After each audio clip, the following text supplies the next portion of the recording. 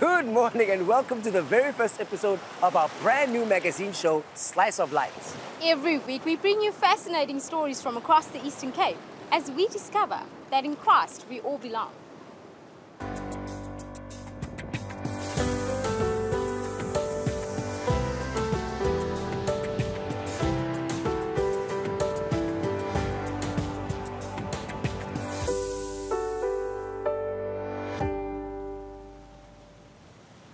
Namhlanje ke seqhapuqile kula mhlaba waseBhayi, Hobie Beach in Port Elizabeth.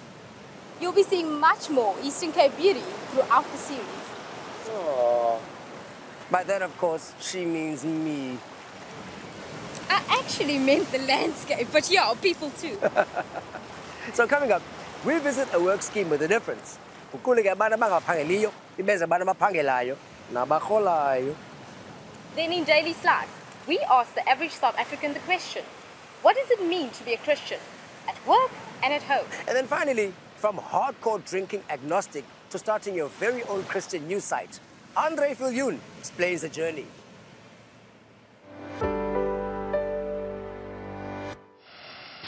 For South African youth, unemployment has reached crisis levels. But one scheme founded on faith is changing futures. We had to find out more. So Siya Sebenza Work for a Living started in 2007. It was started by Ena Richards. She had been in business for a while and she found out that the staff did not have good work ethic in the workplace and she struggled to find reliable staff. So she realized that for the staff to be reliable, they need to have a change in mindset. They need to have a character change so that they can perform well in the workplace. So we teach our students that the standard of excellence is something that is needed every day in your work life. Now, you mentioned earlier, you spoke about the cycle of poverty in this country. How do we break the cycle of poverty? Well, we found out that to break the cycle of poverty, there are 5 issues that need to be addressed. So number 1 is the poverty mindset. The poverty mindset that says, I'm poor, I will always be poor, I was born poor, and there's nothing I can do to change it. The spirit of entitlement, that is that I am owed something, I'm waiting for someone to give me a handout. Now, these two lead to dependency syndrome, where we're waiting for someone to provide for us. The lack of morals and ethics, especially in the youth. Franklin has been a trainer at Siya Sebenza for 8 years. He shares his insights about the students. A lot of them have got low self-esteem issues because, they've been sitting at home and the future looks dark for them. Some of them has actually stopped thinking about what tomorrow looks like. And it is only through when that thing comes, when that spark comes, that whole hope thing, that students actually start to go out looking for jobs on their own. I would say I would all attribute it to the power of the word, because a lot of our content, we borrow a lot, from what the Bible says. So these are simple biblical principles that people look into and they really get surprised that does the Bible contain such stuff? The impact that it actually has in people's lives, where the key things that we discuss do not only end in class, but students are actually able to take some of the discussions and they take them home. And they come back to you and they give you this incredible feedback about how their homes are being transformed by just basically what we teach. What do the students themselves say? So sê vir ons asseblief, hoekom het jy Siya Sebenza toe gekom?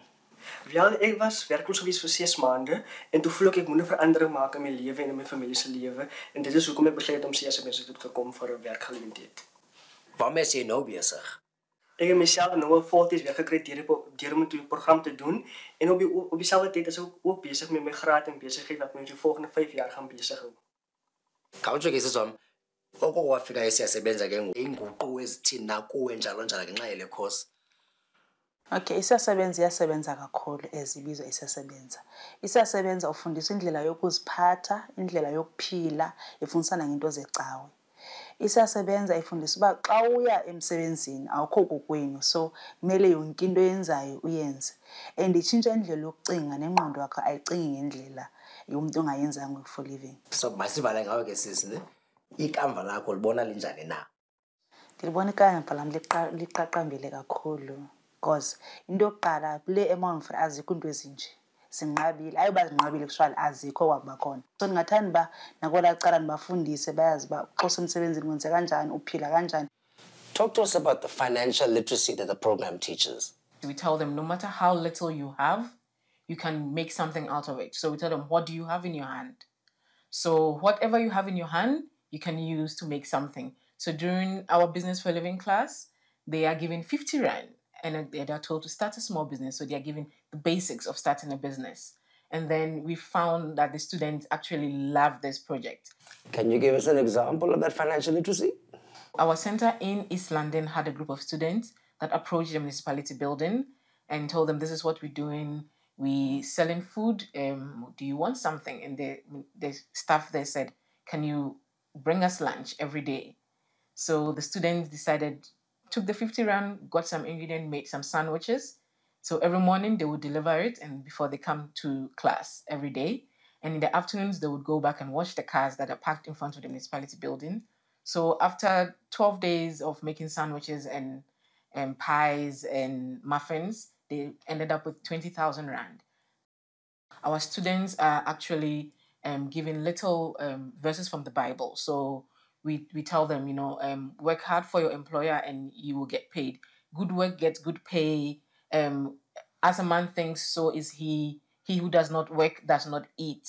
So all these principles come in during the training where the students are shown that these are actually based on the Bible. How successful has the program been? Give us some stats. In the last year, we've had 5,000 students come through the center, and we've had 60% find jobs. We've had 20% go on to further education, and we've had 5% start their own businesses that actually come back and hire new students from us. We have 45 centers, and we have centers in Uganda, we have centers in Kenya, in Zambia, in Swaziland. We even have a center in the UK and the Philippines. After the break, Fiks meets wife, mom, Sunday school teacher and building compliance officer Pumza Gwabeni.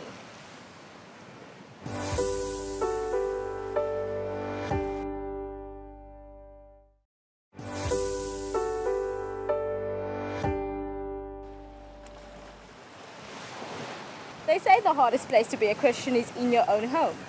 We reckon work comes a close second.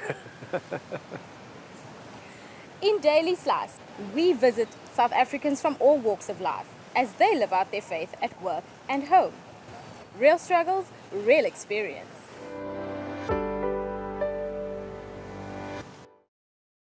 This week, Fiks met building inspector Pumza Gwabeni. Sis Pumza, akuhle kwakho. Tell us, for abantu abaninzi, this would have been enough, but not for wena. Ngoba. Hayi, inkosi Fiks, akukho nto yaneleyo. Kuninzi endikuphiweyo endinokusherisha nelizwe. Kule industry ye-construction igcwele abantu abangootata. Uyafika wena ungumama ke ngoku umchazana njani umntu ongutata uba tata ayikho right xa senza olu hlobo wenza njani? Kum into yoba not necessarily kuba ndingumama kwi-construction industry. Nakwesiphina indawo obekwe kuyo funeka uyazi le nto odishana ngayo. So for mna mandiqale before ndiye esayithini ndiyokuxelela uba funeka uchithile mandiyifunde ndiyi-understande into yoba yintoni omoshe kuyo, yintoni funeka uyilungisile. Xa ndifika esayithini again mandiyenze with the greatest humility. Ndifuna ukuzithoba kuqala and ukuze ukwazi umlungisa umntu. I love that one. On that point again, ubungenje phaa kwi-construction site bufake i-hard hat uthe njalo njalo. Ngoku ke yazibona ke uyokoyoko umhle ngubama. How important is it to maintain ubunina, your femininity? How important is it? Zii-roles umntu azidlalayo ebomini. Phayana esayithini bekunyanzelekile ndibe ngulaa mntu ozawukwazi ufaka i-hard hat. Kodwa bendingamshiyanga uPhumza lo ongumama. Xa ufika kwindawo ethile funeka udlala indima ethile. Esayithini ibiyiloo ndima bendiyidlala. Outside of that space ke ngoku I'm able to also embrace ke ngoku the feminine side. Yeah. Kandichazele ke ngokubanzi ke ukhulele phi? Take us through your childhood. Yeah. Ndikhulele ezilalini ngaphandle kwaseKomani. Ndingumntana we-6 out of abantwana abayi-7. Ndikhuliswa ngumama notata in a very loving environment. Utatam ke ibingumntu ongahlali nathi ixesha elininzi ngenxa yomsebenzi. Kodwa umama wethu bingumama okwazi ukuzidlala zombini ezandima zoba abe ngumama kuthi abe ngutata kuthi.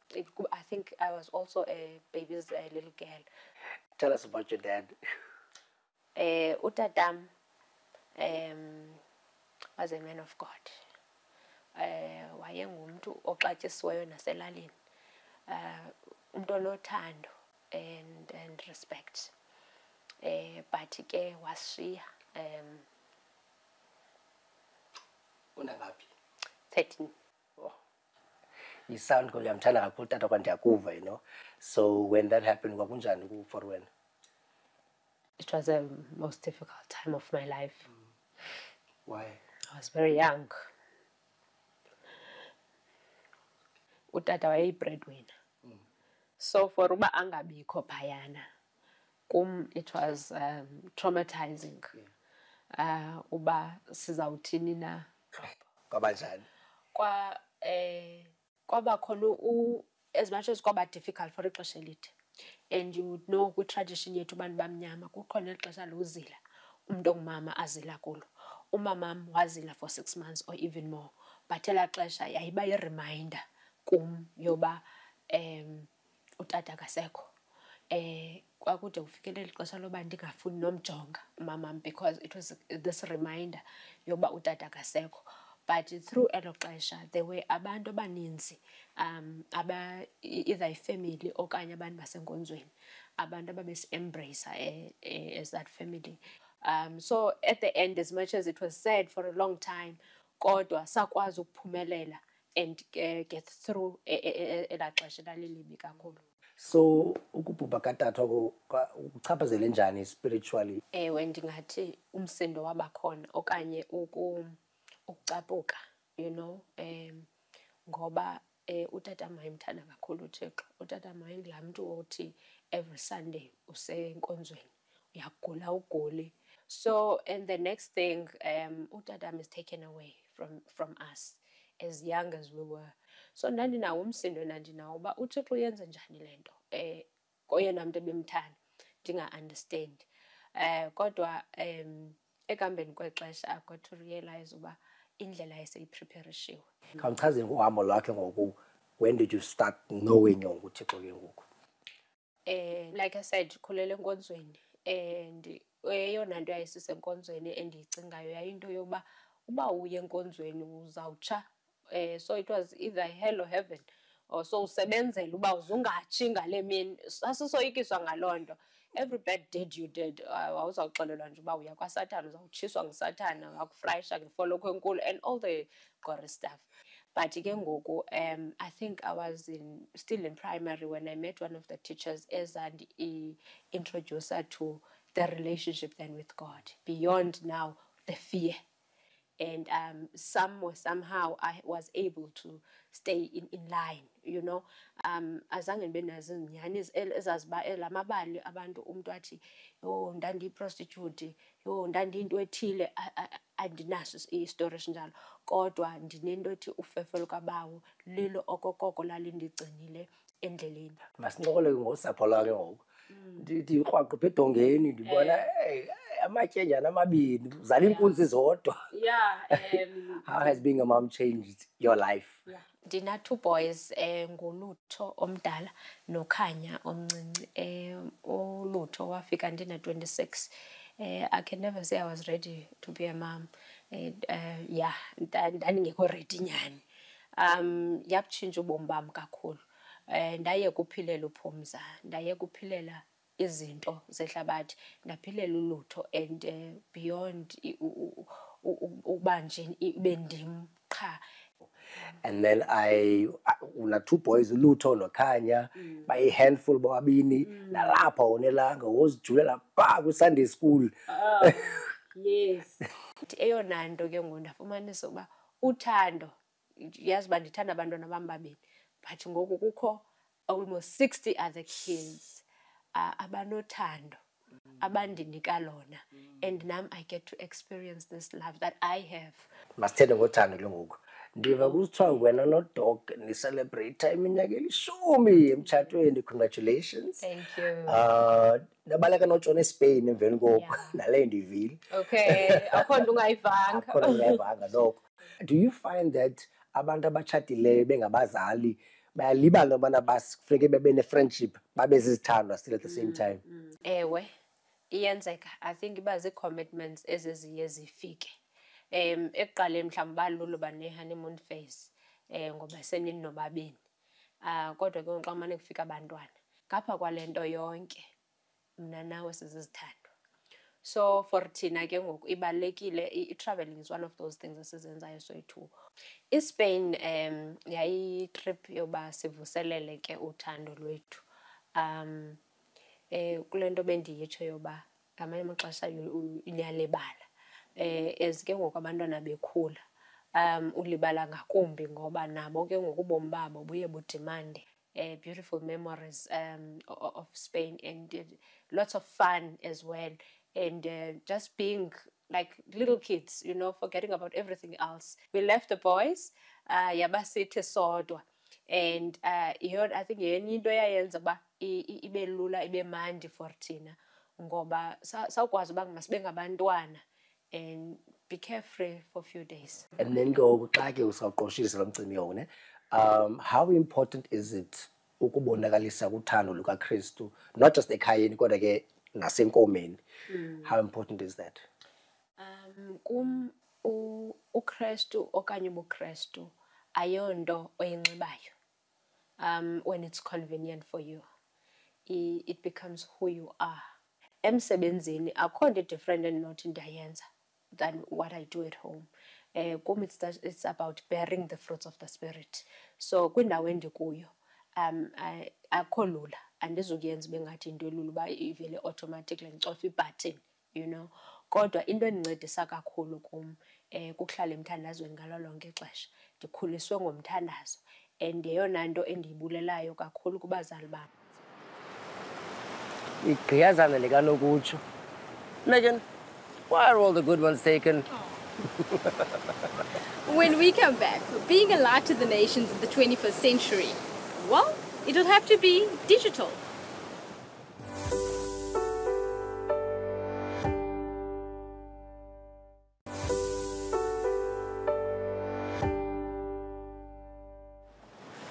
When we think missionary, we think about going far away to go build a church in Gabon. But what about missionaries within our own communities? Megan, you discovered a local missionary whose field is online.